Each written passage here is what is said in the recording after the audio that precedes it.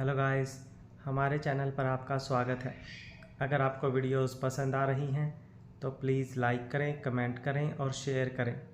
अगर आपने चैनल को अभी तक फॉलो नहीं किया है तो प्लीज़ चैनल को फॉलो करें। जैसे ही प्राची ने अर्जुन के मुंह से मन्नत को अपने साथ बिजनेस ट्रिप पर लेकर जाने की बात सुनी, वो एकदम हैरान रह गई। उसे लगा शायद अर्जुन जा रहा है तो वो मन्नत को अच्छा सबक सिखा सकती है, लेकिन यहाँ तो अर्जुन मन्नत को अपने साथ ही लेकर जा रहा था। वो गुस्से में उन दोनों को देख रही थी। वहीं अर्जुन ने जब प्राची की तरफ देखा तो उसके चेहरे के एक्सप्रेशन देखकर उसके होठों पर व्यंग्य भरी मुस्कुराहट ठहर गई। शैलेंद्र ठाकुर ने कुछ कहना चाहा, लेकिन उससे पहले ही अर्जुन ने मन्नत का हाथ पकड़ा और उन्हें देखते हुए बोला, एक्सक्यूज़ मी। कहकर उसने अपने कदम आगे की तरफ बढ़ा दिए और मन्नत बस उसकी तरफ देखते ही रह गई।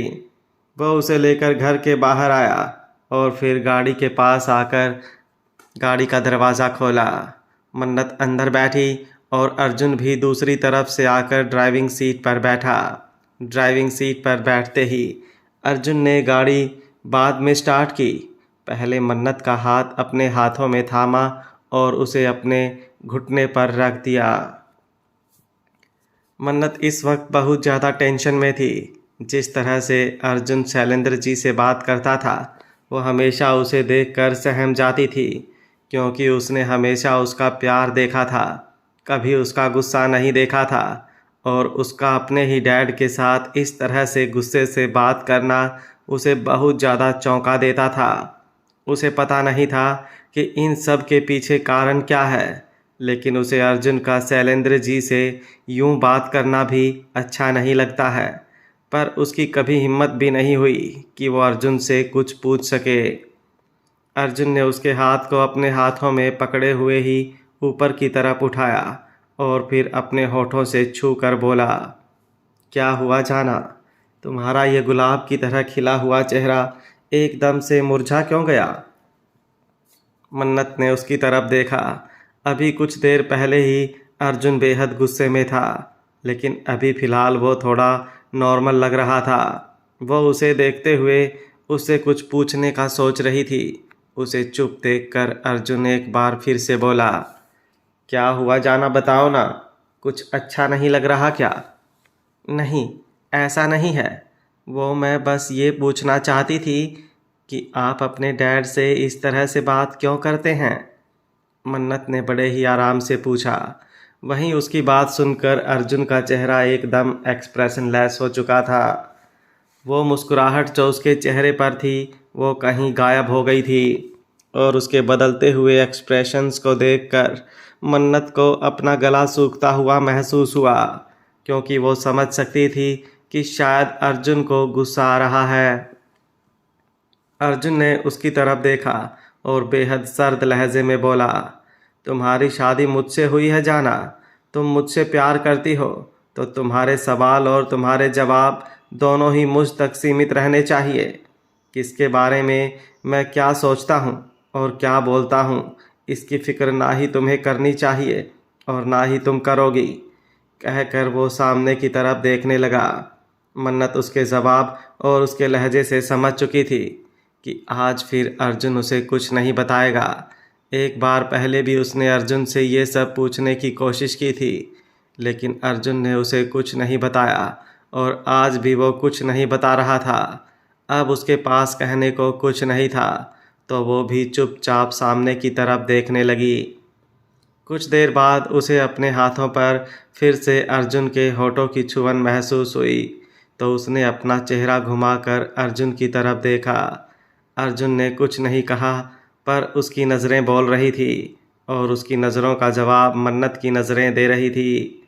सामने म्यूज़िक प्लेयर पर सॉन्ग चल रहा था, दूर कहीं पे मैं लेके चलूँ तुमको, और वहीं पे मैं छू के कहूँ तुमको, पल भर का नहीं जन्मों का है, दुनिया से अलग ये रिश्ता है। तुम्हें प्यार करूँ मैं इतना, कोई कर ना सकेगा जितना। जो भी था वह कह तो दिया है, कुछ तुम भी ज़रा कह दो ना। कुछ पल मन्नत उसे देखती रही और फिर शर्मा कर जब उसने नज़रें झुका ली तो अर्जुन के चेहरे पर जो मुस्कुराहट गायब हुई थी वो वापस लौट आई थी। उसने एक बार फिर से मन्नत के हाथ को बहुत ही ज़्यादा प्यार से चूमा और अपने घुटने पर रख लिया। वहीं दूसरी तरफ शेखावत इंडस्ट्रीज़ तक्षक अपने आलीशान कमरे में बैठा था और उसके सामने उसका एक आदमी खड़ा था। हालांकि ये काम तक्षक का बेहद ज़्यादा पर्सनल था तो उसने ये काम अपने सबसे ज़्यादा विश्वसनीय आदमी अनिल को सौंपा था। इसलिए अब वो सारी बातें उसने फ़ोन पर ना कर उससे मिलना ही सही समझा और उससे मिलने के लिए ही उसने उसे ऑफिस में बुलाया था। अनिल ने तक्षक के सामने एक फ़ाइल रखी और फिर बोलना शुरू किया, पर तक्षक ने अपना हाथ दिखाकर उसे रोक दिया और फिर अपनी नज़रें उस फाइल पर डाली। अपने बेतहाशा धड़कते हुए दिल के साथ उसने उसे फाइल को खोला और फिर उसे पढ़ने लगा। उस फाइल को पढ़ने के दौरान उसके चेहरे पर हैरानीजनक भाव आ गए। वो अनिल की तरफ देखते हुए बोला, तुमने मुझे बताया था कि आरजू की मेडिकल रिपोर्ट्स के साथ छेड़छाड़ हुई है, पर यहाँ तो। जी बॉस, पहले मुझे भी यही लगा था, लेकिन बाद में मैंने क्रॉस चेक किया तो उनकी मेडिकल रिपोर्ट तो ठीक है, लेकिन बाकी सब इन्फॉर्मेशन आप खुद देख लीजिए, अनिल ने कहा। उसके कहने पर तक्षक ने दोबारा नज़रें उस फाइल पर डाली। सामने आरजू की हर एक इन्फॉर्मेशन थी। आरजू मानव सिंह राजपूत, दिल्ली के एक बेहद जाने माने बिजनेसमैन की बेटी। उस फाइल को एक नज़र देखने के बाद अब तक्षक ने उस आदमी की तरफ देखा तो अनिल ने बोलना शुरू किया, जिसे सुनकर कभी तक्षक के चेहरे पर हैरानीजनक भाव आ रहे थे तो कभी गुस्सा झलक रहा था। कभी उसका चेहरा एकदम एक्सप्रेशनलेस हो रहा था तो कभी उसे बिल्कुल यकीन ही नहीं हो रहा था कि वो सुन क्या रहा है। कुछ देर बोलते रहने के बाद अनिल चुप हो गया और सिर झुकाकर खड़ा हो गया। तक्षक ने उस फाइल को बंद किया और फिर अनिल की तरफ देखते हुए बोला, विश्वास लायक हो तुम, लेकिन इतना भी जानता हूँ कि मुझसे ज़्यादा तुम डैड के वफादार हो, लेकिन ये बात सोचना भी मत। कहकर वो अपनी जगह से खड़ा हो गया। उसने ड्रॉअर में रखा हुआ एक नोटों का बंडल निकाला और फिर अनिल को दिया तो वो वहाँ से चला गया। तक्षक एक बार फिर से अपनी चेयर पर बैठ गया था और कुछ सोच रहा था। वहीं दूसरी तरफ अनिल बाहर आया और फिर आते ही उसने पार्किंग एरिया में जाकर जसन को फ़ोन लगाया। अभी थोड़ी देर पहले ही उसकी जसन से बात हुई थी। जसन की दुनिया में कुछ हो और जसन को पता ना चले, ऐसा हो नहीं सकता। जैसे ही उसे पता चला कि तक्षक ने अनिल को मिलने के लिए अपने ऑफिस बुलाया है तो उसने अनिल को फ़ोन करके सब पूछा था।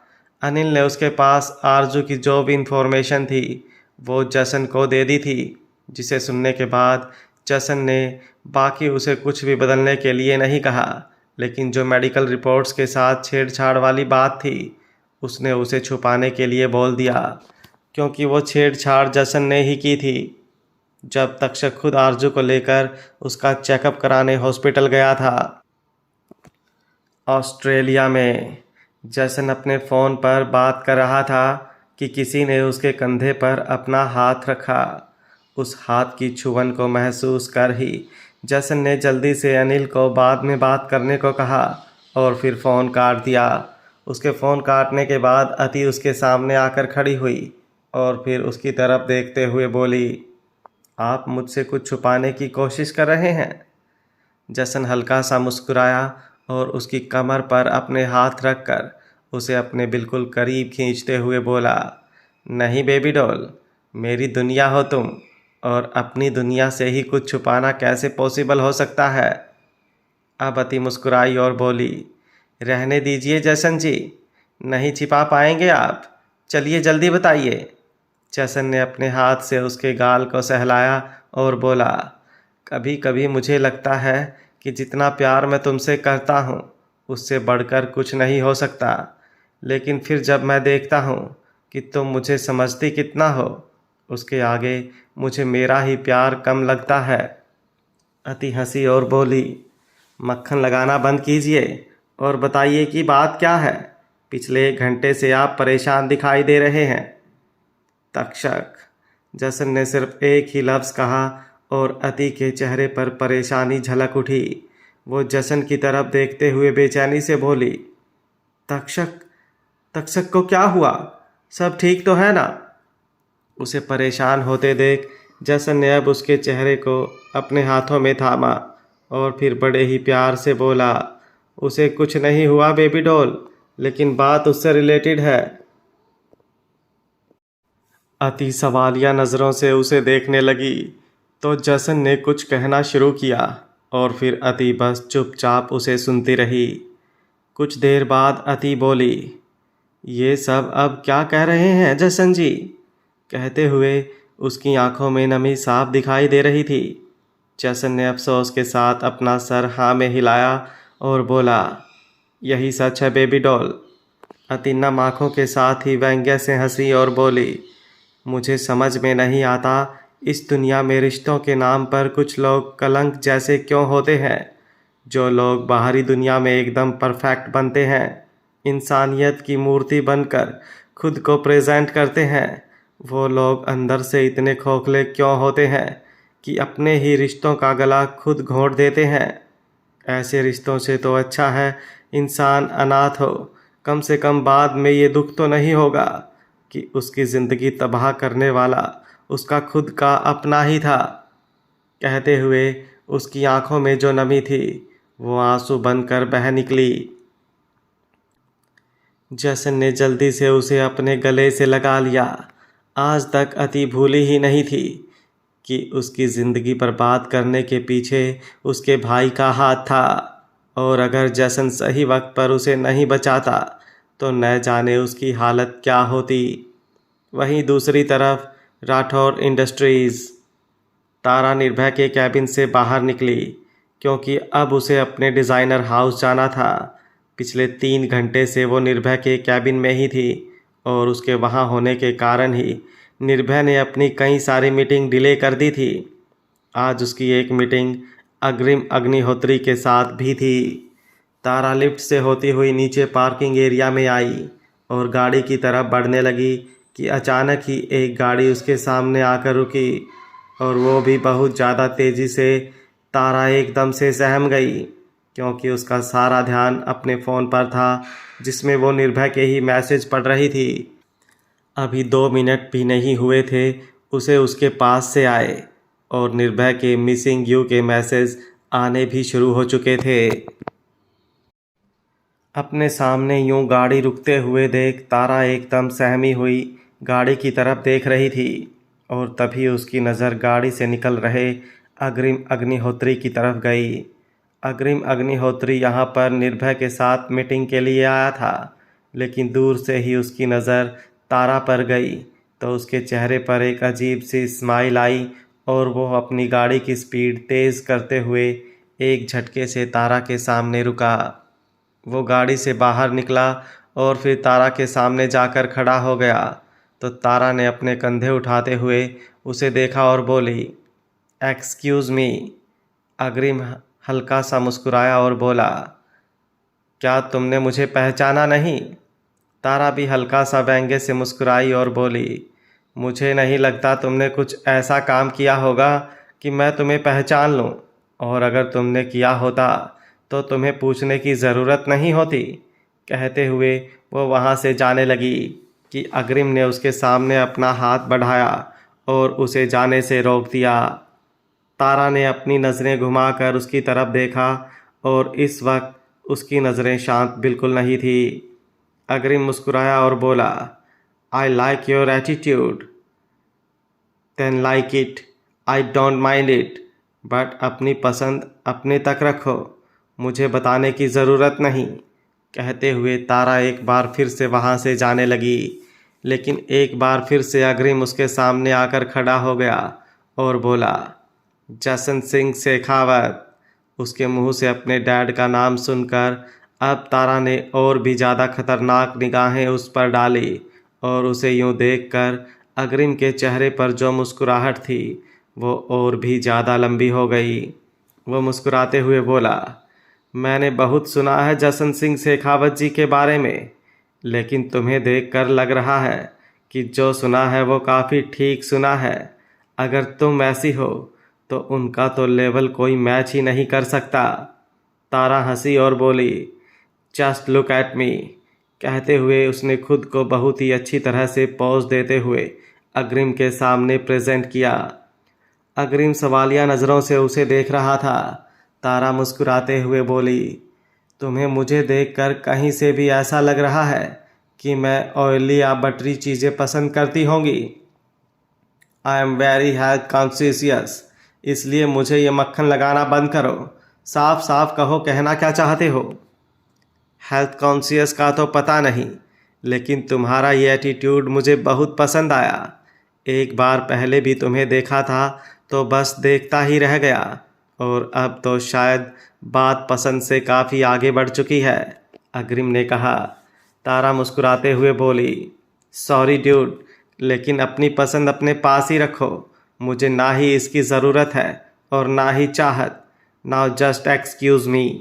कहते हुए उसने अपना हाथ पहले ही आगे कर दिया था ताकि इस बार अग्रिम उसे रोक ना सके। वो क्लियर लुक देते हुए वहाँ से चली गई और अग्रिम बस उसे जाते देखता रह गया। वो उसे देखते हुए मन ही मन बोला, उफ, your this attitude making me crazy about you. कहते हुए वो तारा की गाड़ी की तरफ देख रहा था जो तारा खुद ड्राइव कर रही थी, और जिस तरह से ड्राइव कर रही थी वो भी बेहद कातिलाना था। Shopping complex Mumbai. अर्जुन ने मॉल के पार्किंग एरिया में अपनी गाड़ी पार्क की और फिर जल्दी से आकर मन्नत की तरफ का दरवाज़ा खोला। मन्नत मुस्कुराते हुए बाहर आई तो अर्जुन ने पहले झट से उसका हाथ पकड़ा और फिर गाड़ी का दरवाज़ा बंद किया। मन्नत उसकी ये छोटी छोटी बातें बहुत नोटिस करती थी और उसकी ये केयर हमेशा उसके चेहरे पर एक दिलकश मुस्कुराहट छोड़ जाती थी। अर्जुन मन्नत को लेकर आगे बढ़ा और दोनों शॉपिंग कॉम्प्लेक्स के अंदर आए। मन्नत को अंदाज़ा भी नहीं था कि अर्जुन उसे शॉपिंग कराने के लिए लेकर आया है। हालांकि इससे पहले भी वो एक बार मॉल आई थी शॉपिंग के लिए, लेकिन तब उसने बहुत इंडियन वीड लिए थे और अब अर्जुन उसे कुछ वेस्टर्न वियर दिलाना चाहता था ताकि अपने बिजनेस ट्रिप कम हनीमून ट्रिप को अच्छे से एंजॉय कर सके। दोनों शॉपिंग कॉम्प्लेक्स के अंदर आए और फिर एक बहुत बड़े स्टोर के अंदर गए जो कि एक इंटरनेशनल ब्रांड स्टोर था। मन्नत थोड़ा हिचकिचा रही थी क्योंकि वो ऐसी जगह पर बहुत कम गई थी। बस एक बार अर्जुन के साथ ही इतने बड़े मॉल में आई थी और आज एक बार फिर से अर्जुन के साथ ही दोबारा आई थी। उसे हिचकिचाते हुए देख अर्जुन ने उसका हाथ बेहद कस कर पकड़ा हुआ था। दोनों मन्नत के लिए कपड़े देख रहे थे।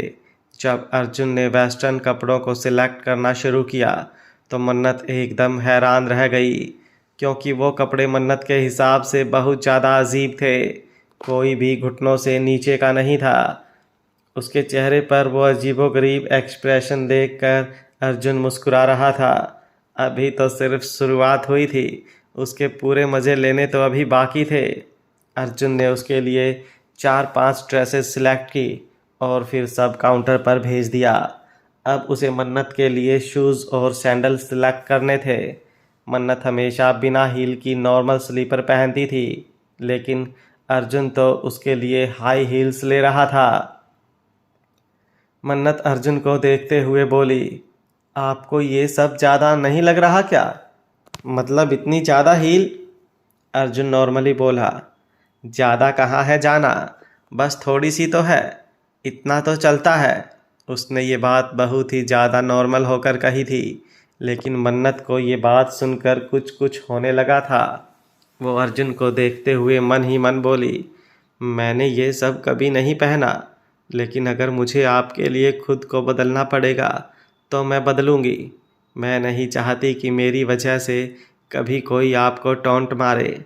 मैं जानती हूँ आपकी दुनिया बहुत अलग है, आप में और मुझ में बहुत फ़र्क है, लेकिन अगर आप मुझे बदलना चाहते हैं तो मुझे कोई प्रॉब्लम नहीं, कहते हुए और वो उन हाई हील्स की तरफ देख रही थी। जो सेल्स बॉय उन्हें हील्स दिखा रहा था वो नीचे झुका और फिर मन्नत की तरफ हाथ बढ़ाते हुए बोला, मैम आप एक बार पहन कर चल कर देखिए, आपको कंफर्टेबल लगेगा। उसने ऐसा इसलिए कहा क्योंकि मन्नत के एक्सप्रेशन ही बता रहे थे कि उसे थोड़ा अजीब लग रहा है। लेकिन जब उसने मन्नत के पैरों की तरफ अपना हाथ बढ़ाया तो अर्जुन जल्दी से नीचे पैरों के बल बैठा और फिर उसके हाथों से सैंडल लेकर मन्नत की तरफ बढ़ाया। मन्नत एकदम से हैरान रह गई, उसका दिल ज़ोरों से धक धक करने लगा। अर्जुन उसके सामने पैरों के बल बैठा था और उसके पैरों में सैंडल डालने के लिए झुका हुआ था। आज तक सिर्फ कोठे पर ही नहीं बल्कि उसकी पूरी ज़िंदगी ही उसके साथ ऐसा बर्ताव हुआ था जैसे वो किसी के पैरों की जूती हो। लेकिन आज एक शख्स उसके पैरों में जूती डालने के लिए नीचे ज़मीन पर बैठा था। वो ये सब देखकर खुद को रोक नहीं पा रही थी, उसकी आंखों में नमी आ रही थी, उसका दिल ज़ोरों से धक धक कर रहा था। वही अर्जुन ने जब नज़रें उठाकर उसकी तरफ देखा तो मुस्कुराया और बोला, जाना। उसका यूं जाना कहना एकदम से मन्नत को कांपने पर मजबूर कर गया। जब मन्नत ने काफ़ी देर अपना पैर आगे नहीं बढ़ाया तो खुद अर्जुन ने उसके पैर को अपने हाथ में लिया और उसके स्लीपर को निकाल कर पहले उसके पैर को बहुत ही ज़्यादा सॉफ्ट प्रेस किया ताकि उसे हील्स पहनते वक्त बिल्कुल भी अनकंफर्टेबल ना हो। उसकी उंगलियां जो मन्नत के पैरों पर चल रही थी, मन्नत को ऐसा लग रहा था जैसे किसी ने उसके पैर को नहीं बल्कि उसके दिल को पकड़ा हो और वो दिल बुरी तरह से कांप रहा हो। उसे अपने पूरे बदन में एक झुनझुनी सी महसूस हो रही थी। सोफे पर बैठे हुए उसने सोफे के कपड़े को अपनी मुट्ठी में भींच लिया। अर्जुन ने बड़े ही प्यार और नज़ाकत से उसके दोनों पैरों में वो हील्स पहनाए और फिर उसकी तरफ देखते हुए बोला, कंफर्टेबल है जाना?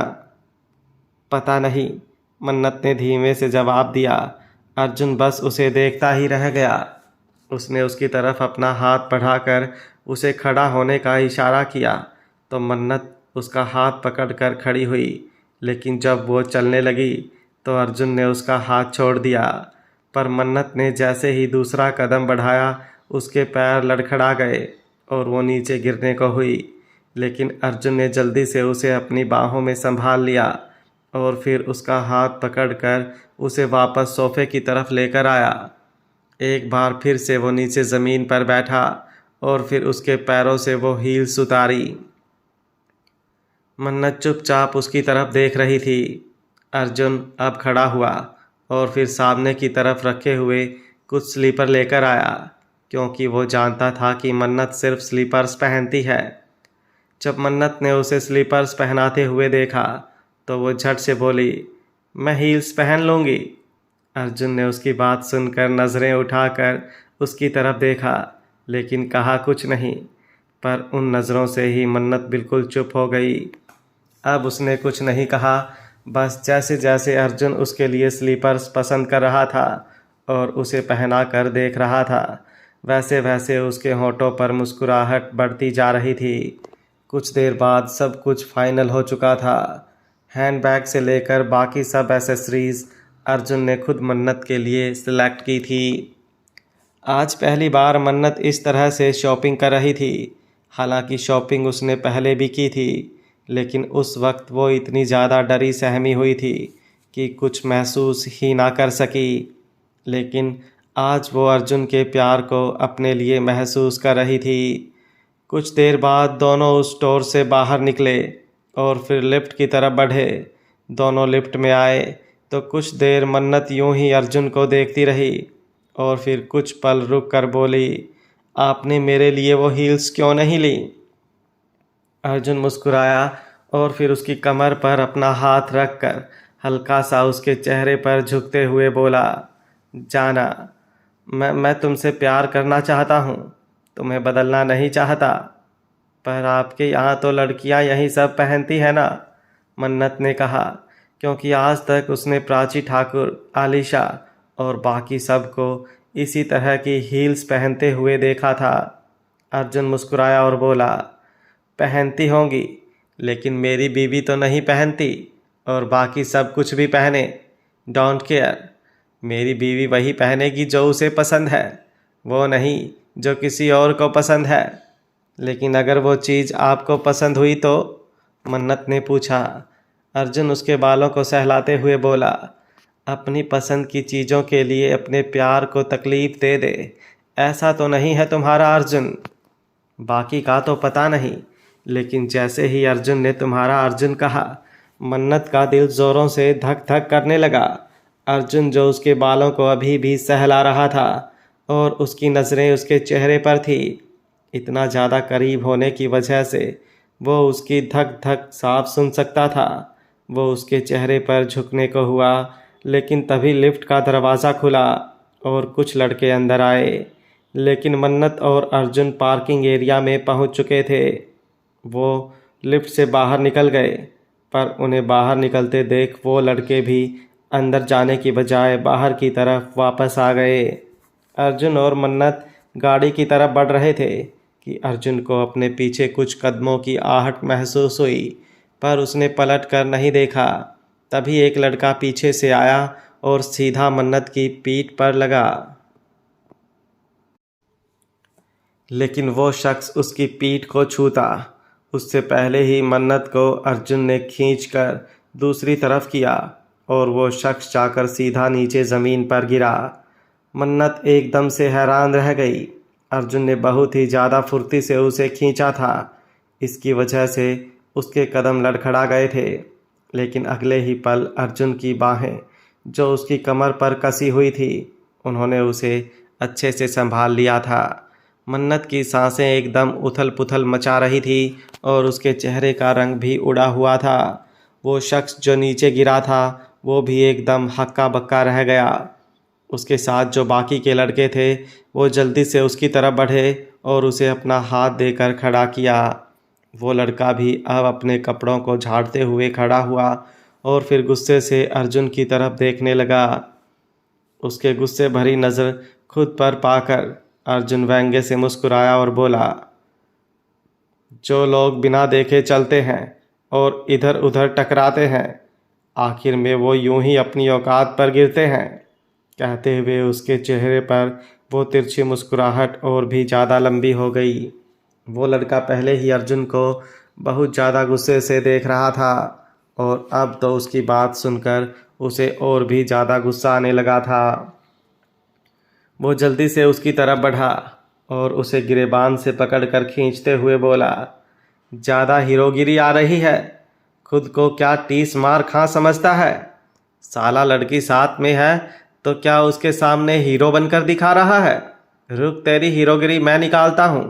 कहते हुए उसने अपने हाथों का पंच बनाया और फिर अर्जुन के मुंह पर मारने लगा। मन्नत एकदम से हैरान रह गई। उसकी सांसें अटक चुकी थी।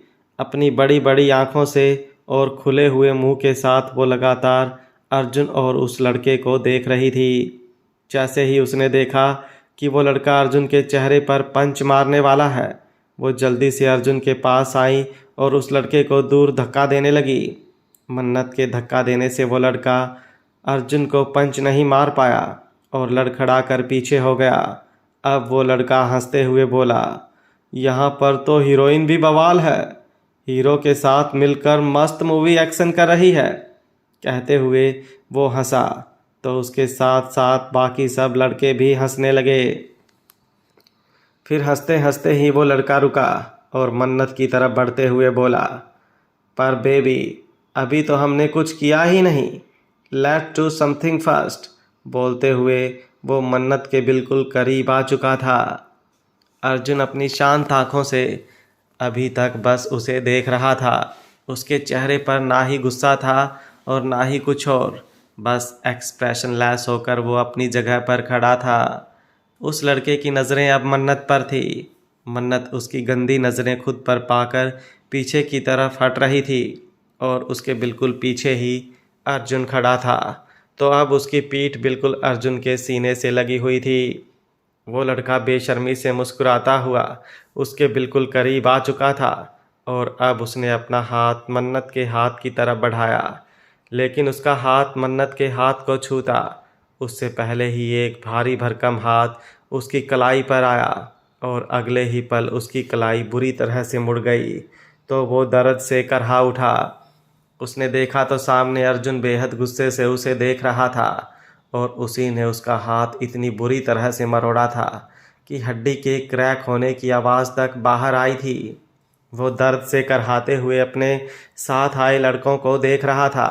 जब उन लड़कों ने भी उसे यूं दर्द से चिल्लाते हुए देखा तो जल्दी से अर्जुन की तरफ बढ़े, लेकिन अगले ही पल अर्जुन ने अपना हाथ घुमाया और अपनी कोहनी अपने बिल्कुल पीछे खड़े लड़के के मुंह पर दे मारी, जिससे वो लड़का वहीं पर पीछे की तरफ लड़खड़ा कर गिर गया। साले तेरी इतनी हिम्मत! कहते हुए ज़मीन पर गिरा लड़का जल्दी से अपनी जगह से खड़ा हुआ और अर्जुन की तरफ दोबारा बढ़ा।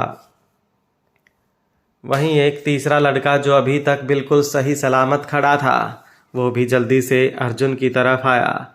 उसे अपने करीब आते देख अर्जुन ने जिस लड़के की कलाई अपने हाथ में अभी तक पकड़ी हुई थी, उसे एक झटके से घुमाते हुए छोड़ा और फिर अभी जो लड़का उसके पास आया था उसे गिरेबान से पकड़ लिया और उसके सिर पर अपने सिर से धड़ाधड़ मारने लगा।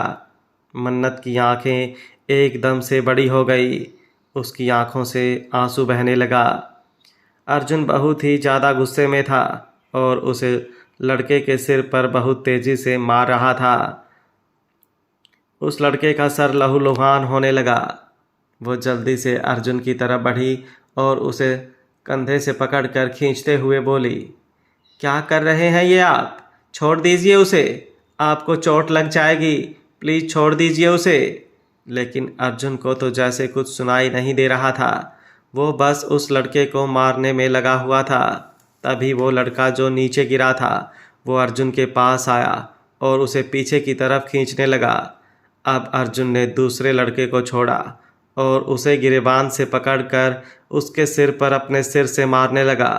वो लड़का छटपटाने लगा क्योंकि अर्जुन का हर एक वार उसे बुरी तरह से लग रहा था। उसके सिर पर अर्जुन का सिर बहुत ही ज़्यादा तेज़ी से लग रहा था, जिससे उसे बहुत ज़्यादा दर्द हो रहा था और उसके भी सिर से खून बहना शुरू हो चुका था। लेकिन अर्जुन को तो जैसे कोई फ़र्क ही नहीं पड़ रहा था। ऐसा लग रहा था जैसे वो मिट्टी का नहीं बल्कि लोहे का बना हो। तीसरा लड़का जिसने सबसे पहले मन्नत को छेड़ा था, वो भी अब तक दोबारा अर्जुन के पास आ चुका था। उसका एक हाथ बुरी तरह से टूट चुका था, लेकिन उसने दूसरा हाथ अर्जुन के कॉलर पर रखा और उसे पीछे की तरफ खींचने लगा। तो अर्जुन ने अपने हाथ को घुमाते हुए उसकी कमर पर अपना हाथ लपेटा और फिर उसे हवा में लिफ्ट करते हुए अपने घुटने पर ज़ोर से मारा। तो वो लड़के की दर्द भरी चीख निकल गई जो उस पूरी जगह में गूंज गई। मन्नत एकदम से सहम गई। तीनों लड़के ही नीचे ज़मीन पर गिरे हुए थे। दो के सर से खून बह रहा था तो एक की हड्डियां बिल्कुल टूट चुकी थी, लेकिन अभी भी जैसे अर्जुन शांत नहीं हुआ था। वो एक बार फिर से उनकी तरफ बढ़ने लगा, लेकिन मन्नत जल्दी से उसके सामने आई और बोली, क्या कर रहे हैं ये आप तो ऐसे बिल्कुल नहीं है ना, हमेशा शांत रहते हैं, तो अब क्या हुआ? क्यों कर रहे हैं इतना गुस्सा? देखिए कितनी चोट लग गई आपको। कहते हुए उसने अर्जुन का हाथ अपने हाथ में पकड़ लिया, जिस पर से खून बह रहा था और उसका सर भी आगे से पूरा लाल नीला हो चुका था। उसका पूरा चेहरा भी पसीने से भरा हुआ था और गुस्से की वजह से उसकी आंखें भी बेहद लाल थी। मन्नत पहली बार उसे इस तरह से देख रही थी। अर्जुन गुस्से से उसे देखते हुए बोला, तो क्या चाहती हो? क्या चाहती हो तुम? कि कोई तुम्हें हाथ लगाए और मैं चुपचाप देखता रहूं? मन्नत एकदम सुन रह गई। अर्जुन ने तीनों लड़कों की तरफ देखा और फिर उस लड़के की तरफ बढ़ा जिसने मन्नत को छूने की कोशिश की थी। वो उसके पास आया। वो लड़का दर्द से बुरी तरह करहा रहा था, पर अर्जुन का गुस्सा अभी भी ज्यों का त्यों था। उसने अपना पैर जोर से उस लड़के के मुंह पर मारा तो वो लड़का एक बार और दर्द से चिल्ला उठा। अर्जुन नीचे झुका और पैरों के बल उसके पास बैठा और उसे गुस्से से देखते हुए बोला, तुम जैसे लड़कों की वजह से लड़कियों को भी लगने लगा है कि वो इंसान नहीं कोई चीज़ है जिन्हें कोई भी छू सकता है। तुम जैसे कुत्तों से खुद को बचाने की बजाय वो समझती हैं कि ये तो उनके साथ होगा ही, बस उन्हें आदत डालनी है। तुमसे लड़ने की बजाय वो घर से बाहर निकलना बंद कर देती हैं। खुद के साथ कुछ गलत हो तो तुम्हें मारने की बजाय खुद की जान ले लेती हैं। तुम जैसे नामर्दों की वजह से वो अपनी रूह का कत्ल कर देती हैं, जबकि मरना तो तुम जैसों को चाहिए। कहते हुए वो उठा और एक बार फिर से उसने अपना पैर उठाकर उसके मुंह पर दे मारा। मन्नत ने अपना चेहरा अपने हाथों से ढक लिया। उसकी आंखों में आंसू आ गए।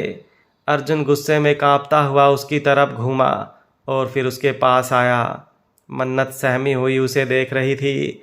अर्जुन ने उसका हाथ पकड़ा और उसे वहाँ से गाड़ी की तरफ लेकर बढ़ा। मन्नत एकदम शांत थी, क्योंकि अभी अर्जुन जिस हालत में था वो उससे कुछ बोल ही नहीं सकती थी। बोलना तो दूर, वो उसकी तरफ देख भी नहीं सकती थी। उसने अपनी नज़रें झुकाई हुई थी और बस उसके साथ चलती जा रही थी। दोनों गाड़ी के पास पहुँचे तो अचानक ही अर्जुन ने उसे कमर से पकड़ा और उसे घुमाते हुए गाड़ी से लगाकर गुस्से से उसे देखने लगा तो मन्नत और भी ज़्यादा डर गई। उसकी आंखों से आंसू निकलने लगे थे। अर्जुन कुछ पल उसे देखता रहा और फिर गुस्से से दांत पीसते हुए बोला, क्या कहा था तुमने? क्यों क्यों कर रहा हूँ मैं ये सब? क्या तुम्हें नहीं पता कोई तुम्हें छुए और मैं उसे देखता रहूं? क्या ये चाहती हो तुम? मन्नत कुछ बोल ही नहीं पाई। वो बस रोती हुई उसके सामने खड़ी थी। अर्जुन एक बार फिर से बोला, दो ना जवाब। क्या करना चाहिए था? मुझे उन लड़कों को तुम्हें छूने की इजाज़त देनी चाहिए थी। मन्नत एक बार फिर से चुप थी। उसने अपना चेहरा भी झुका रखा था। अर्जुन अब बेहद सर्द आवाज़ में बोला, मेरी तरफ देखो। उसके कहने पर मन्नत ने अपनी नज़रें उठाकर उसकी तरफ देखा। अर्जुन ने गहरी सांस ली और अपनी इंटेंस नज़रें उस पर डालते हुए बोला, मैंने कहा था तुमसे कि चाहे तुम्हें किसी ने भी छुआ हो, मुझे फ़र्क नहीं पड़ता। कोई फ़र्क नहीं पड़ता कि कौन तुम्हारे करीब आया, लेकिन वो फ़र्क इसलिए नहीं पड़ता क्योंकि तब मैं तुम्हारी ज़िंदगी में नहीं था और तुम मेरी नहीं थी, पर अब तुम मेरी हो और मेरे होते हुए तुम्हें छूना तो दूर, किसी और का साया भी मैं तुम पर बर्दाश्त नहीं करूँगा। अर्जुन सिंह ठाकुर की बीवी हो तुम। अर्जुन ठाकुर जान से मार देगा उस शख्स को जिसने तुम्हें छूने की कोशिश भी की। कहते वक्त उसकी आंखों में मन्नत को लेकर जुनून साफ दिखाई दे रहा था। अर्जुन की आंखों में इस वक्त जो जुनून दिखाई दे रहा था, आज पहली बार मन्नत उस जुनून को देख रही थी। हालांकि उसका प्यार उसने बहुत बार देखा था, लेकिन उसका गुस्सा उसने कभी नहीं देखा था। पर आज उसे इस तरह से गुस्से में देखकर वो बहुत ज़्यादा सहम रही थी। इतना तो वो जानती थी कि अर्जुन उसे बहुत ज़्यादा प्यार करता है, उसकी बहुत ज़्यादा रिस्पेक्ट करता है, लेकिन उसके लिए इतना ज़्यादा पॉजेसिव भी होगा ये उसने कभी नहीं सोचा था। वो सोच भी नहीं सकती थी कि कभी कोई उसके लिए इस तरह से लड़ेगा। एक लड़के ने उसे छूने की कोशिश की तो अर्जुन ने उसे इस तरह से मारा। अपनी आंखों के सामने अर्जुन किसी को उसके ऊपर गिरता हुआ भी बर्दाश्त नहीं कर पाया। किसी ने उसे छूने की कोशिश की तो अर्जुन ने उसका हाथ तोड़कर अलग कर दिया, लेकिन उसी अर्जुन ने उसे उसके उस अतीत के साथ भी अपना लिया, जिस अतीत के साथ उसे प्यार करना तो दूर, कोई उसे इज्जत से देखे भी ना। इनफैक्ट देखना तो दूर, लोगों की नज़रों में वो सिर्फ़ और सिर्फ एक चीज़ ही होगी। अर्जुन अभी भी मन्नत के चेहरे पर झुका हुआ खड़ा था और उसका चेहरा गुस्से से कांप रहा था। मन्नत की आंखों में नमी आंसुओं का रूप ले रही थी, लेकिन ये आंसू कहीं से भी अर्जुन पर गुस्से या नाराज़गी से नहीं, बल्कि उसके प्यार को महसूस कर आ रहे थे। उसकी नज़र अर्जुन के हाथ पर गई, जिसमें से अभी भी खून बह रहा था। उसने जल्दी से उसके हाथ को अपने हाथों में पकड़ा और रोते हुए बोली, क्या हाल कर लिया आपने अपने हाथ का? आपको कितना दर्द हो रहा होगा? अर्जुन गहरी सांस लेते हुए बोला, अगर वो लड़का तुम्हें छू लेता तो शायद इससे भी ज़्यादा दर्द होता। इतना दर्द होता कि मैं इस दर्द को संभाल नहीं पाता। कहते हुए उसकी नज़रें मन्नत पर थीं। मन्नत ने भी नज़रें उसकी तरफ उठाई और झट से उसके सीने से लग गई। अर्जुन ने भी उसे अपनी बाहों में भर लिया और तड़प कर बोला, I love you so much जाना, आई लव यू। मैं नहीं बर्दाश्त कर पाऊँगा तुम्हारे ऊपर किसी का साया भी। मुझसे बर्दाश्त नहीं होगा, मैं पागल हो जाऊँगा। कहते वक्त उसके दिल की बेचैनी, उसकी बेतहाशा धड़कनों को महसूस कर ही मन्नत को पता चल रही थी। उसकी आंखों से भी लबालब आंसू बहने लगे थे। तरस रहे थे हम एक बूंद प्यार के लिए। उस दिले दुश्मन ने रूबरू हमें समुंदर से करवा दिया। शेखावत मैंशन में तक्षक ऑफिस से वापस घर आ चुका था। हालांकि उसके दिल और दिमाग में जितने सवाल थे वो अभी भी ज्यों के त्यों थे। कुछ चीज़ें वो पता लगा चुका था तो कुछ अभी भी पता लगाना बाकी था, लेकिन फ़िलहाल उसे वो सब कन्फर्म करना था जो उसे पता चला था। जैसे ही वो घर के अंदर आया उसे म्यूज़िक सुनाई देने लगा।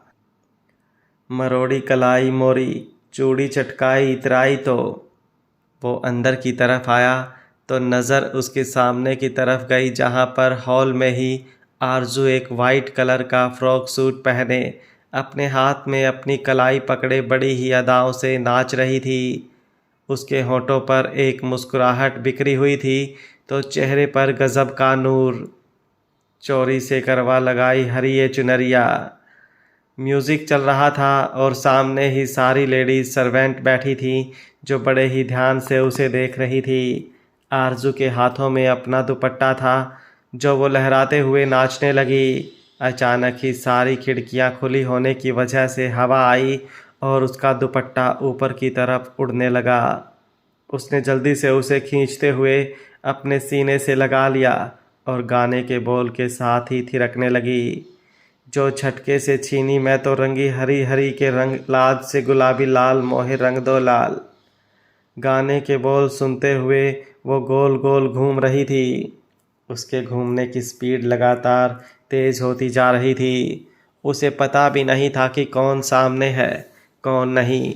वो बस म्यूज़िक के साथ साथ गोल गोल घूम रही थी और वहाँ पर बैठी सारी सर्वेंट उसे हैरानी से देख रही थी। वो पूरी तरह से खुद में खोई हुई थी। आरजू को क्या, वहाँ किसी को भी अंदाज़ा नहीं था कि तक्षक इस वक्त घर आ सकता है। आरजू को भी दूर दूर तक इस बात का अंदाज़ा नहीं था। उसके हिसाब से तो तक्षक रात को ही घर आने वाला था।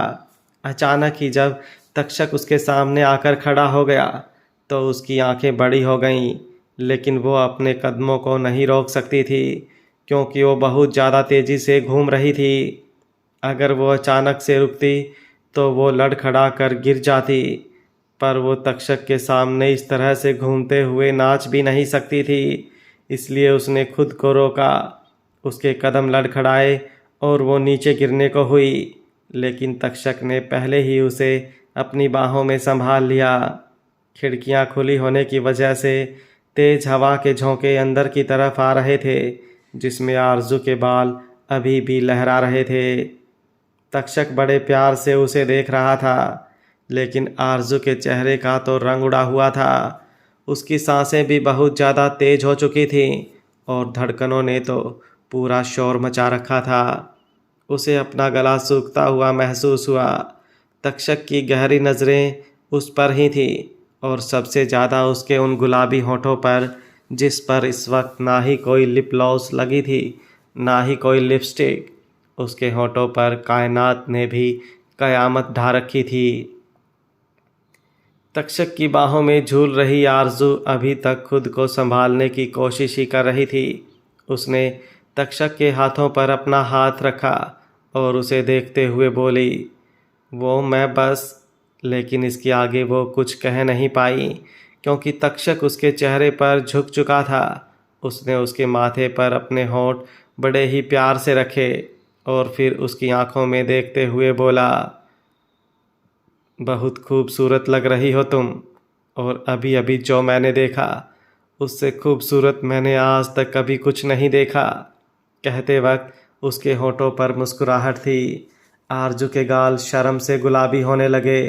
उसने हल्की सी नज़रें घुमाकर सामने की तरफ देखा जहाँ पर अभी भी सारी सर्वेंट बैठी थी और सबकी आंखें बड़ी बड़ी हो चुकी थी। हालांकि तक्षक और आरजू के बीच जो कुछ चल रहा था उन पर उन सभी को शक था, लेकिन कोई कुछ कह तो सकता नहीं था। वहीं आरजू भले ही तक्षक के प्यार को एक्सेप्ट कर चुकी थी, लेकिन किसी और के सामने अपनी फीलिंग्स को एक्सेप्ट करना उसके लिए बहुत मुश्किल था।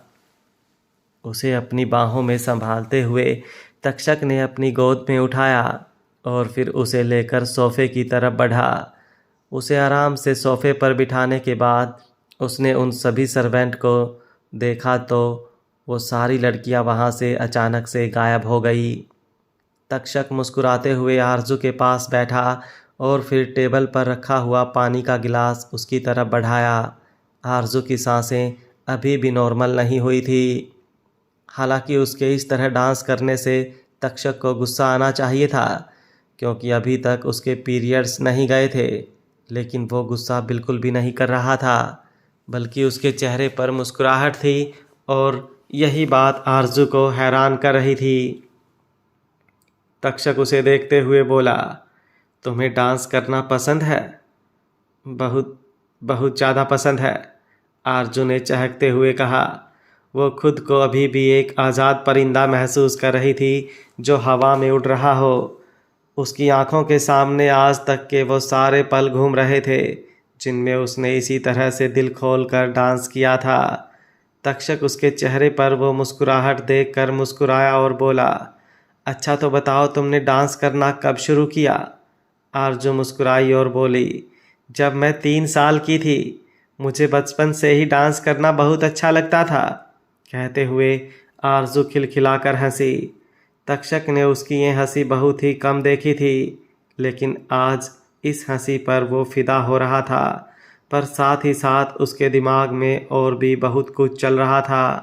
वह उसे देखते हुए बोला, तो क्या अभी भी तुम्हें इस तरह डांस करना पसंद है? क्या तुम्हारी फैमिली को भी तुम्हारा डांस अच्छा लगता था? उसकी बात सुनकर आरजू ने अचानक उसकी तरफ देखा। वो एकदम खुद पर ही हैरान रह गई। वो जल्दी से अपनी जगह पर से खड़ी हुई और फिर तक्षक की तरफ देखते हुए बोली, मैं आपके लिए अभी ग्रीन टी। कहते हुए वो वहाँ से जाने लगी, लेकिन तक्षक ने उसका हाथ पकड़कर उसे रोक लिया और फिर उसे देखते हुए बोला, मुझे तुमसे कुछ पूछना है स्नोफ्लेक। उसकी बात सुनकर आरजू का दिल बैठ गया। कहीं वो कुछ ऐसा ना पूछ ले जो वो बता ना पाए। उसकी हिम्मत नहीं हो रही थी तक्षक के सामने खड़े रहने की भी, लेकिन तक्षक ने उसे अपने पास बैठने का इशारा किया तो बड़ी ही मुश्किल से वो हिम्मत कर उसके सामने बैठ गई। तक्षक उसे देखते हुए बोला, मुझे मेरे कुछ सवालों के जवाब चाहिए। कहते वक्त उसके चेहरे पर कुछ खास एक्सप्रेशन नहीं थे। वो बस नॉर्मल आरजू को देख रहा था, लेकिन आरजू का दिल डर रहा था। तक्षक उसे देखते हुए बोला, तुम्हारी फैमिली कहाँ है? उसका सवाल सुनकर आरजू हैरान रह गई। उसे जिस बात का डर था वही बात हो रही थी। वो धीमे से बोली, आप अचानक से ये सब क्यों? अचानक से कुछ नहीं है स्नोफ्लेक। मैं हमेशा से तुम्हें तुम्हारी फैमिली के बारे में पूछना चाहता था। ऐसा नहीं है कि मुझे तुम्हारे फैमिली बैकग्राउंड से कोई फ़र्क पड़ता है। मैं बस तुम्हारे बारे में जानना चाहता हूँ। क्या मुझे इतना भी हक नहीं? तक्षक ने बड़े ही प्यार से कहा। अब आरजू उसकी बात से इनकार भी नहीं कर सकती थी। उसने अपने सूखते हो कांपते हुए होठों को हल्का सा तार किया और फिर तक्षक की तरफ देखते हुए बोली, मेरा इस दुनिया में कोई भी नहीं है। मैं एक अनाथ आश्रम में पली बड़ी हूँ और कुछ दिन पहले ही मैंने वो अनाथ आश्रम छोड़ा है। उसकी बात सुनकर तक्षक ने कुछ पूछना चाहा, लेकिन इससे पहले ही आरजू बोली, क्या इतना ही काफ़ी नहीं आपको मेरे बारे में जानने के लिए? तक्षक मुस्कुराया और बोला, बहुत है स्नोफ्लेक। कहते हुए उसने उसके चेहरे को अपने हाथों में थामा और फिर उसके माथे पर अपने होंठ रख दिए। आरजू मुस्कुराई और उसे देखते हुए बोली, क्या अब मैं आपके लिए ग्रीन टी ले आऊं? तक्षक ने मुस्कुराते हुए अपना सर हाँ में हिलाया तो आरजू अपनी जगह से उठी और किचन की तरफ चली गई। उसके जाने के बाद तक्षक ने अपनी पॉकेट में से अपना फ़ोन निकाला और फिर एक मैसेज टाइप करने लगा, दिल्ली जाने की अरेंजमेंट करो। मैसेज टाइप कर उसने अपने पर्सनल असिस्टेंट के नंबर पर भेज दिया था। तक्षक ने गहरी सांस ली और मन ही मन बोला, मुझे कोई फ़र्क नहीं पड़ता स्नोफ्लेक, तुम्हारी फैमिली है या नहीं, लेकिन मैं आज तुम्हारे बारे में जो सुना है उससे मुझे बहुत फ़र्क पड़ता है और जब तक मुझे उन लोगों से जवाब नहीं मिल जाते तब तक मैं चैन से नहीं रह पाऊँगा। बोलते वक्त उसका चेहरा एकदम शांत था। ठाकुर मैंशन अर्जुन की गाड़ी अभी अभी मैंशन के पार्किंग एरिया में आकर रुकी थी। पूरे रास्ते मन्नत अर्जुन की तरफ देख रही थी। उसे जल्द से जल्द घर पहुंचना था। अर्जुन मन्नत की नज़रें अर्जुन खुद पर महसूस कर सकता था। वो खुश हो रहा था कि आज पहली बार उसकी बीवी बिना शर्माए, बिना डरे उसे देख रही है, लेकिन वो जानता नहीं था कि मन्नत उसे देख क्यों रही है।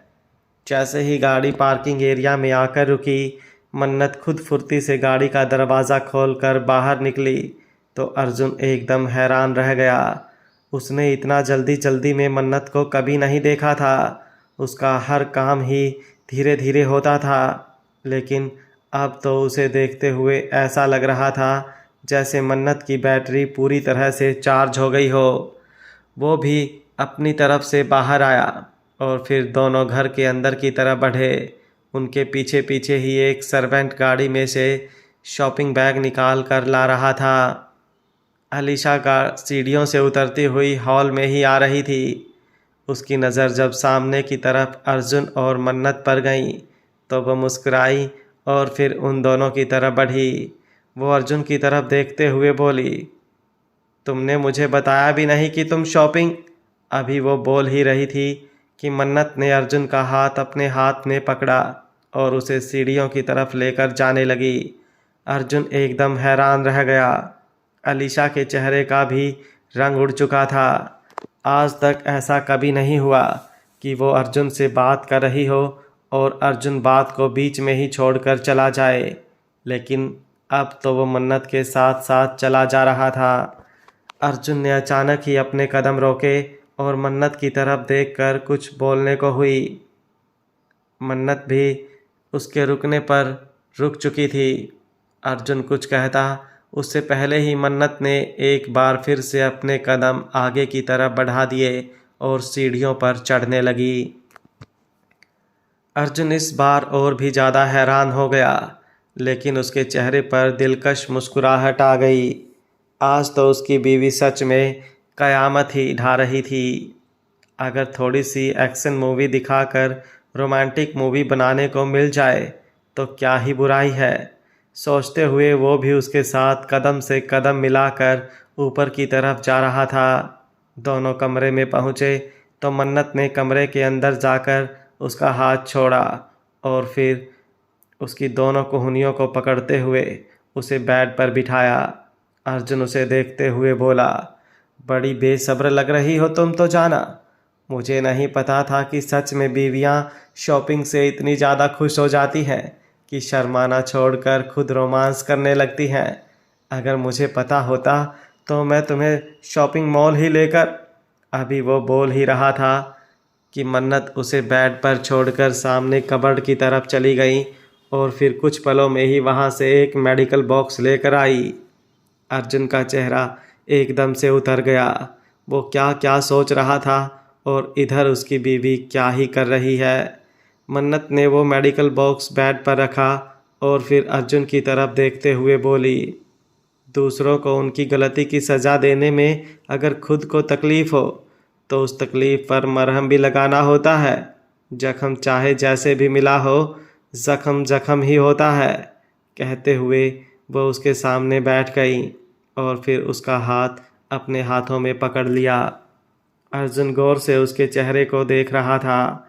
मन्नत बहुत शर्माती थी, लेकिन जब वो अपनी बात कहती थी तो उसके चेहरे के एक्सप्रेशन एकदम सटीक होते थे।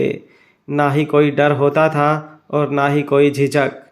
मन्नत ने उस मेडिकल बॉक्स में से डिटॉल लिया और फिर उसे कॉटन पर लगाकर अर्जुन के हाथों में से बहता हुआ खून साफ करने लगी। अर्जुन को जल रहा था, लेकिन उसकी आह नहीं निकल रही थी। शायद वो इतना सख्त था कि अपने दर्द को अपने अंदर ही जब्त कर सके। लेकिन कहते हैं ना कि प्यार करने वालों के जिस्म भले ही अलग हों, उनके दिल अलग नहीं होते। एक की तड़प दूसरे को महसूस होती है। अर्जुन भले ही कुछ ना रिएक्ट कर रहा हो, लेकिन मन्नत फिर भी अपने होठों को गोल कर उसके हाथ पर ठंडी ठंडी हवा छोड़ रही थी। वो कॉटन पर डिटॉल लगाकर उसे जलन दे रही थी तो साथ ही साथ उसे ठंडक भी दे रही थी। उसने उसके हाथ को अच्छी तरह से साफ किया और फिर उस पर दवाई लगाकर पट्टी बांधने लगी। अर्जुन के हाथ पर लगे हुए जख्म का दर्द मन्नत के चेहरे पर दिखाई दे रहा था और उसके चेहरे को देखते हुए अर्जुन बोला, क्या सच में मेरे दर्द से तुम्हें इतना फ़र्क पड़ता है? मन्नत ने उसका सवाल सुना, लेकिन उसकी तरफ देखा नहीं। उसने झुककर उसके हाथ पर अपने होंठ रखे और फिर उसकी तरफ नज़रें उठाकर देखते हुए बोली, अगर यही चोट मुझे लगी होती तो आपके दिल पर क्या बीत रही होती? अर्जुन के सवाल पर पूछे गए मन्नत के सवाल ने ही अर्जुन को बता दिया था कि उसे कितना फ़र्क पड़ता है। अर्जुन ने अपना पट्टी बांधा हाथ उसके सिर के पीछे रखा और फिर उसके चेहरे को अपने चेहरे के बिल्कुल करीब लाते हुए बोला, तुम्हारे ऊपर कोई तकलीफ़ मायने नहीं रखती। मन्नत उसकी आंखों में अपने लिए बेइंतहा प्यार देखते हुए बोली, आपके लिए हर तकलीफ़ कबूल। कहते हुए उसने अर्जुन के माथे से अपना माथा जोड़ लिया था। रात के 12 बजे राठौर मैंशन। बाहर पार्किंग एरिया में कुछ लाइट चल रही थी।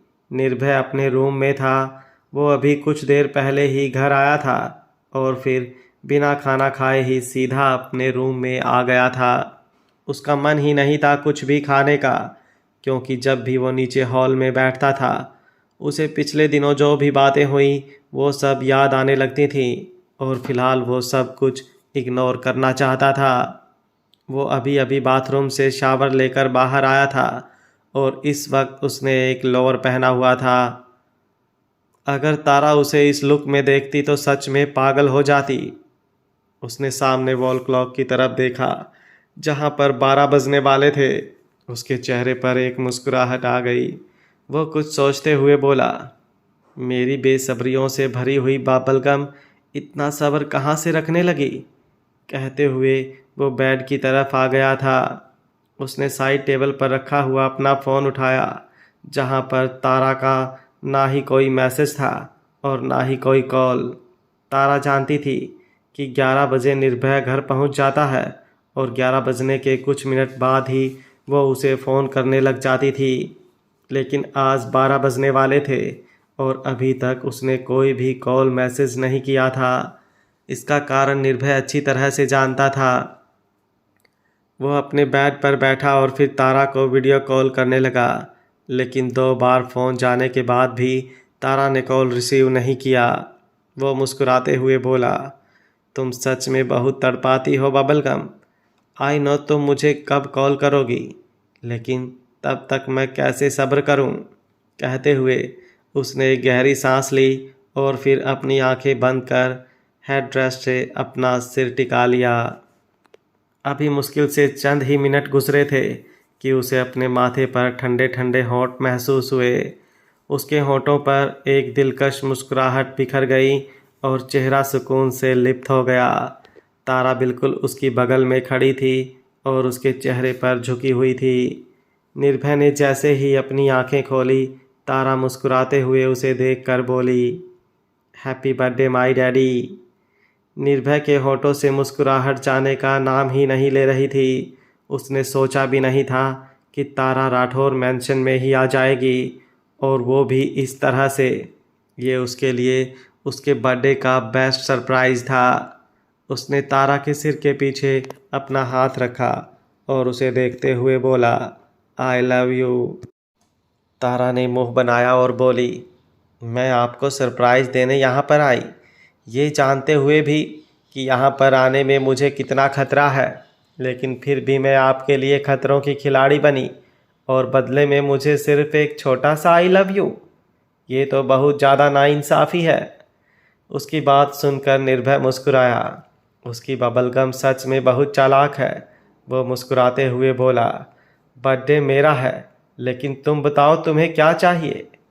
तारा ने अपने होठों को अपनी जीभ से टच किया और फिर पूरा गोल गोल घुमाते हुए उसकी ब्रॉड इमर्ज चेस्ट की तरफ देखते हुए बोली, अगर थोड़ा सा प्यार मिल जाए तो मज़ा आ जाएगा।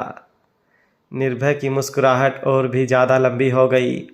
तारा उसे देखकर मुस्कुराते हुए बोली, वैसे तो मुझे मेरा पर्सनल फेवरेट मीठा खाने का मन कर रहा है, लेकिन फ़िलहाल बर्थडे की शुरुआत केक से होनी चाहिए, तो वही कट कर लें। निर्भय हैरान हुआ। उसे नहीं पता था कि तारा केक लेकर आई होगी। उसे तो अभी तक यह नहीं समझ आ रहा था कि वो उसके रूम तक पहुंची कैसे, क्योंकि दरवाजे से तो वो आई ही नहीं थी। उसने तारा का चेहरा हल्का सा पीछे की तरफ कर बालकनी की तरफ देखा तो उसे समझ आ गया। वो उसे देखते हुए बोला, नोटी के साथ साथ काफ़ी डेयरिंग भी हो गई हो। तारा मुस्कुराई और बोली, अभी आपने मेरी डेयरिंग देखी ही कहाँ है, चाहूँ तो यहाँ से आपको भगा कर भी ले जा सकती हूँ, कहकर वो खिलखिलाकर हंसने लगी। उसी वक्त दरवाजे के पास से गुजर रही नंदिनी के कदम अचानक से रुक गए। निर्भय के कमरे से कुछ ही दूरी पर नंदिनी का कमरा था और वो किचन में खुद के लिए पानी लेने गई थी, पर निर्भय के कमरे से आती हुई एक लड़की की हंसी की आवाज़ सुनकर उसके कदम रुक चुके थे। वो दरवाजे के पास आई और अपना कान लगाकर अंदर की आवाज़ें ध्यान से सुनने लगी। निर्भय तारा को देखते हुए बोला, मैंने तो सुना है लड़के लड़कियों को भगा कर लेकर जाते हैं, लेकिन मेरी वाली तो सच में बहुत खतरनाक है। खतरनाक है तभी तो आप पर फिदा है। कहते हुए तारा हल्का सा उसके ऊपर झुकी और उसके गाल को बाइट कर लिया। निर्भय ने हल्की सी आह भरी और फिर तारा का चेहरा अपने हाथों में पकड़कर उसके गाल को भी बाइट कर लिया तो तारा थोड़ा ज़ोर से चिल्लाई और उसे देखते हुए बोली, इसका बदला मैं आपसे ज़रूर लूँगी। वहीं बाहर खड़ी नंदिनी इस आवाज़ को पहचान चुकी थी और उसकी आंखें बड़ी हो गई थीं, लेकिन कुछ पलों में ही उसके चेहरे के एक्सप्रेशन बदले और अपने कमरे की तरफ ना जाकर वो नीचे आरती जी के कमरे की तरफ बढ़ गई।